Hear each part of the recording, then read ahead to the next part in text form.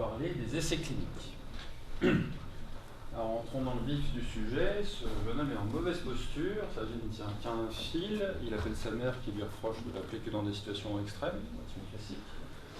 Il ne faut pas porter de conclusion hâtive, parce que si on va un petit peu vite, on peut se dire que le coup de fil à sa maman va le précipiter dans le vide et le tuer.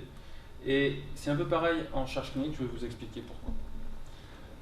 Alors, si on reprend le parallèle, la situation un petit peu absurde que je viens de prendre, eh ben, en médecine, ça donne un médicament de dernière chance, qu'on met dans une situation de dernière chance, et bizarrement, ce patient qui est en situation de dernière chance va aller mal. La conclusion relative, c'est de dire que le médicament est la cause de cette évolution délétère, alors que ce n'est pas le médicament, c'est l'état du patient initial. D'accord ? C'est à peu près la même chose. Par ailleurs, autre problème qu'on a souvent, nous sommes humains, on a des conceptions sur les médicaments. Le patient a une conception sur le médicament, le médecin a une conception sur le médicament, en se disant que ça va être efficace ou que c'est dangereux. Ça peut aller dans les deux sens. Et ces conceptions vont influer sur la mesure de l'effet du médicament. La perception qu'on a influe sur la mesure qu'on va faire. Et donc, si on veut évaluer l'effet du traitement sur l'évolution clinique, il va falloir essayer de s'affranchir de ça. Donc, je vous ai dit, les caractéristiques des patients, le contexte, et puis ce qu'on pense avant le début de l'étude peuvent influer sur la mesure de l'effet du traitement. Et il faut trouver des solutions pour s'affranchir de ça. Il y a deux solutions principales qui ont été trouvées depuis à peu près les années 50. La première, pour enlever l'effet des caractéristiques du patient et du contexte, on tire au sort. On laisse les choses au hasard et pas aux situations qu'on observe. Premier élément. Donc le tirage au sort, en recherche, ça s'appelle randomisation. C'est un tirage au sort, tout ce qu'il y a de plus banal. On ne fait pas avec des dés, ceci dit, on fait des choses un petit peu plus perfectionnées quand même, mais ça revient grosso modo au même. Deuxième chose, la connaissance de l'attribution du traitement, parce que si on sait qu'on a le traitement, on va se dire « oh là là, je vais aller moins bien » ou « oh là là, je vais aller mieux ». Les gens se disent qu'ils vont aller mieux. Comment faire pour ne pas avoir ça, ne pas avoir ce facteur confondant-là ? On tient les patients en aveugle. On n'est pas dans la situation de gauche où on sait si on a le traitement ou pas, on est dans la situation de droite où à la fois le patient et le médecin ne savent pas si on donne le médicament ou si on donne un placebo, un médicament qui ressemble au médicament princeps, mais qui n'en est pas. Donc si on se résume, pour évaluer de façon exacte l'effet des traitements, on prend un groupe intervention et un groupe contrôle qui n'a pas le traitement. D'accord ? On va tirer au sort l'attribution dans un groupe ou dans l'autre pour que les groupes soient identiques.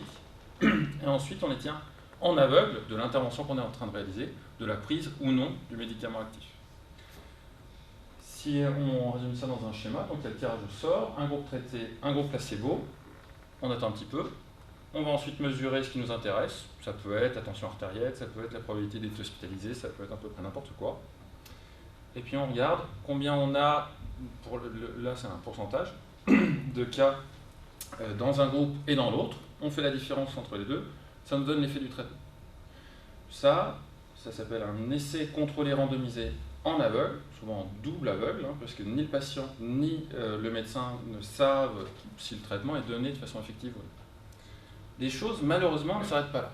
On ne peut pas s'arrêter il y a 15% en moins dans cette situation-là d'événements, l'effet du traitement est de 15%. Pourquoi ? Parce qu'il y a une incertitude à tout ce qu'on mesure. C'est vrai pour tout, c'est pas juste vrai en recherche. Donc l'effet du traitement est de 15%, mais on mesure de façon imprécise et on se dit que c'est entre 5 et 15%. C'est un espèce de nuage de points, on ne sait pas exactement où est la vraie valeur au milieu de ce nuage. Et pour conclure, quant à l'essai clinique, il va falloir se donner des barrières. Donc pas d'effet, c'est 0% par exemple, je pris un cas schématique. Si on a 0% d'effet, on se dirait qu'effectivement ça ne marche pas. 10%, là encore, c'est variable en fonction des contextes, c'est variable en fonction de plein de choses, c'est juste un exemple illustratif. 10%, on considère que l'effet est intéressant, 20% on considère que l'effet est incroyable. L'effet est incroyable. Il va falloir placer ce nuage dans ce référentiel. Dans ce cas-là, par exemple, le nuage qui est entre la bande des 10% et des 20%, on va se dire qu'on a un effet intéressant. On sait qu'il n'est pas incroyable, parce qu'on n'a pas de point qui arrive ici au-delà de la borne d'effet incroyable. Donc on a une estimation relativement précise, on va pouvoir conclure que le traitement qu'on a évalué est intéressant. C'est souvent pas aussi simple que ça. On peut avoir cette configuration-là, peut-être que l'effet est intéressant, peut-être que l'effet est incroyable, peut-être que l'effet est inintéressant. Alors là, pour conclure, c'est un petit peu plus compliqué. Et puis ça peut être encore pire que ça, c'est-à-dire que ça peut être inintéressant, intéressant, ou voire être dangereux. Alors quand on est dans cette situation-là, bon, on a beau avoir fait un très bel essai clinique avec tout ce qu'il faut, en aveugle, etc., on ne peut pas conclure.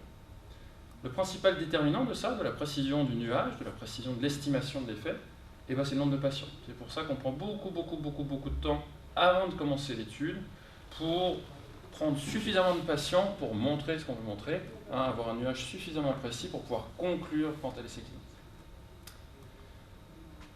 On inclut des patients après qu'ils aient donné leur consentement. Hein, c'est devenu non seulement une bonne pratique, mais c'est la loi. Hein, on ne peut pas participer à une étude interventionnelle sans avoir donné son consentement. Je vous ai donné, bon, c'est un peu rébarbatif, hein, mais il y a un article de loi du Code de santé publique qui spécifie bien qu'aucune recherche biomédicale ne peut être pratiquée sans avoir donné son consentement libre et éclairé. Il y a quelques situations particulières, notamment des situations d'urgence, hein, puisque, par exemple, si on est inconscient, si on est en arrêt cardio-respiratoire, si on est, bon, il y a un certain nombre de circonstances où on ne peut pas donner son consentement, on peut quand même faire de la recherche, et c'est quelqu'un d'autre le plus souvent qui exprime le consentement en lieu et place du patient, et le consentement est exprimé ensuite. C'est un peu obligatoire, hein, de faire ça, parce qu'autrement, il faudrait enlever du champ de la recherche finalement les situations les plus graves.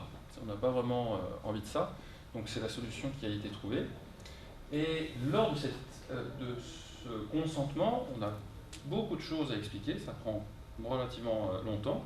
On doit expliquer les objectifs de la recherche, les méthodes qu'on va utiliser pour cette recherche, les bénéfices attendus au terme de la recherche, les alternatives médicales possibles, les modalités de prise en charge en fin de recherche.